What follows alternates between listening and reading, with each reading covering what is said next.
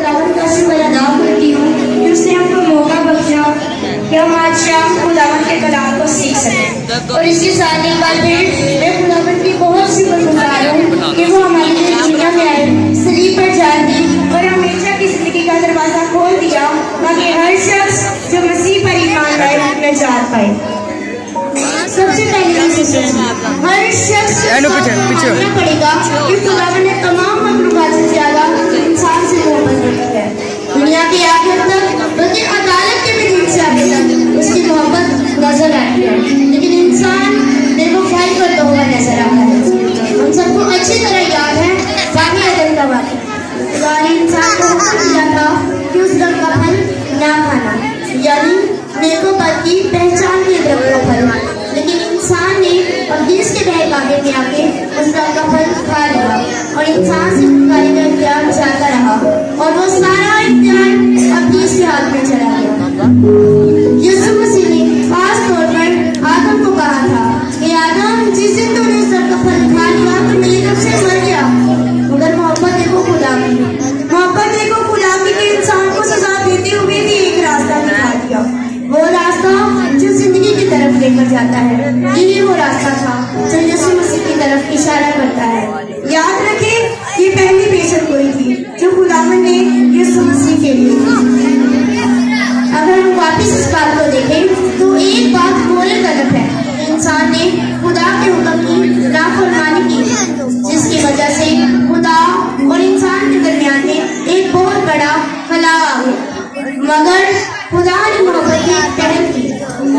अगर हम यूहन्ना 14 बाब और उसके 21 आयत में देखें तो वहाँ यूँ लिखा है कि खुदा से मोहब्बत ये है उसके हुक्मों पर अमल करना।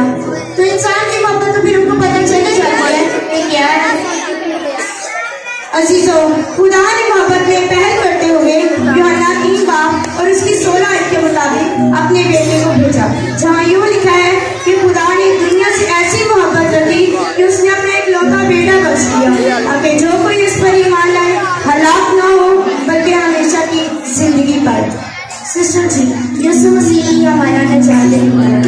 वो बादशाही जो इंसान ने नाफरमानी करके अब्लीस के हाथों में दे दी थी, वापिस इंसान के हाथों में दे दी और यीशु मसीह ने हमारे दरमियानी बनकर उस रिश्ते को बहाल किया जो खुदा और इंसान का बहुत सालों पहले टूट चुका था। और उस रिश्ते को बहाल करने के लिए यीशु मसीह को थैंक यू सिस्टर जी। आज हमने आपके वसीला से अच्छी तरह से जाना यीशु मसीह इस दुनिया में क्यों आए और उन्हें उनके आने का मकसद क्या था।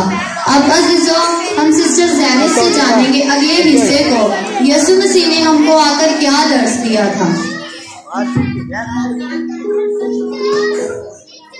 सबसे पहले मैं खुदावन की शुक्रगुजार हूँ जिसने मौका बख्शा कि हम खुदावन की कलाम को एक दूसरे के वसीला से सीख लेते हैं। इसके बाद सिस्टर जी, मैं आपकी शुक्रगुजार हूँ कि आपने खूबसूरत पर बख्शा और हम आए ताकि इस पाक हस्ती के नाम को सीखें और सिखा सकें। सबसे पहले सिस्टर जी, मैं ये बात क्लियर करना चाहूँगी कि सबसे हमारे खुदावन हैं और कलमा थे जो बाप के मुँह से निकलने वाले अल्फाजों को पूरा करते हैं। इसी तरह जब खुदा ने जो हजारों साल पहले पेशेंट गोई की थी, इसको पूरा करने के लिए कलमा मुजस्सम हुआ और एक पाकीज़ा जिस्म से दुनिया में आया और इंसानों को जो भटक चुके थे और अपनी आंखों की मंजूरी में चल रहे थे, इनको एक रास्ता दिखाया जो कि रास्ता वो खुद था। यीशु मसीह ने खुद फरमाया, दरवाजा मैं हूँ, और बाप भी यही गवाही देता है कि जो कोई इस पर ईमान लाए यानी यीशु मसीह पर ईमान लाए निजात पाएगा। यीशु मसीह ने मुनादी क्या की थी? यीशु मसीह ने मुनादी की, तौबा करो क्योंकि आसमान की बादशाही नजदीक आ गई है। आसमान की बादशाही क्या थी?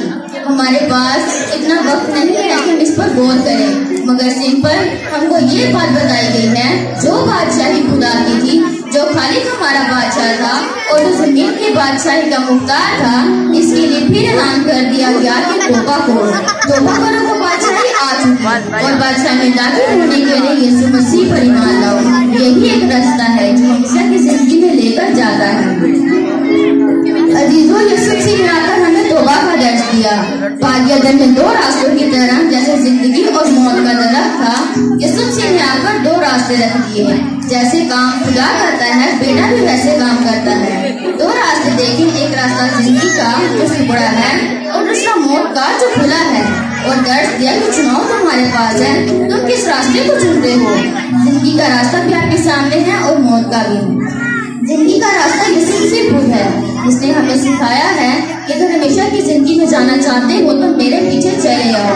عزیزوں، یسوع مسیح نے آ کر ہمیں زندگی کا راستہ دکھایا اور درس دیا کہ خدا کی بادشاہی آ چکی، مجھ پر ایمان لاؤ۔ لیکن چناؤ والے عدل میں بھی ہمارے پاس تھا اور اب بھی ہمارے پاس ہے کہ ہم کون سا راستہ اختیار کرتے ہیں، زندگی کا یا موت کا؟ چناؤ اب بھی ہے۔ Thank you sister, thank you so much.